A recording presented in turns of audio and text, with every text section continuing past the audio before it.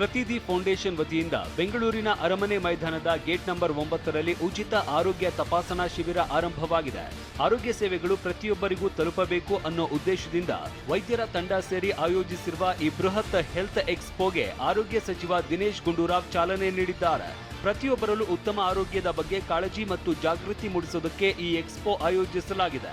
ಎಕ್ಸ್ಪೋದ health ಸ್ಟಾಲ್ಗಳಿಗೆ ಭೇಟಿ ನೀಡಿದ ದಿನೇಶ್ ಗುಂಡೂರಾವ್ ಬೆಂಗಳೂರಲ್ಲಿ ಇಷ್ಟು ದೊಡ್ಡ ಮಟ್ಟದಲ್ಲಿ ಉಚಿತವಾಗಿ ಆರೋಗ್ಯ ತಪಾಸಣೆ ಮಾಡ್ತಾ ಇರೋದು ಪ್ರಶಂಸನೀಯ ಅಂತ ಮೆಚ್ಚುಗೆ ವ್ಯಕ್ತಪಡಿಸಿದ್ದಾರೆ. ಪ್ರತಿಯೊಬ್ಬರು ಇದರ ಸದುಪಯೋಗ ಪಡೆಯಬೇಕು ಅಂತ ಕರೆ ನೀಡಿದ್ದಾರೆ. ಇಂಥ ಎಕ್ಸ್ಪೋಗಳು ಬಹಳ ಮುಖ್ಯ. ಸೊ ಇದೊಂದು ವೇದಿಕೆ ಆಗ್ತದೆ, ಎಲ್ಲರೂ ಕೂಡ ಬರೋದು, ಸೇರೋದು, ಚರ್ಚೆ ಮಾಡೋದು, ತಿಳ್ಕೊಳ್ಳೋದು. ಇದರಿಂದ ಒಂದು ಆರೋಗ್ಯ ಕ್ಷೇತ್ರದ ಒಂದು ಉನ್ನತೀಕರಣಕ್ಕೆ ಕಾರಣ ಆಗ್ತದೆ.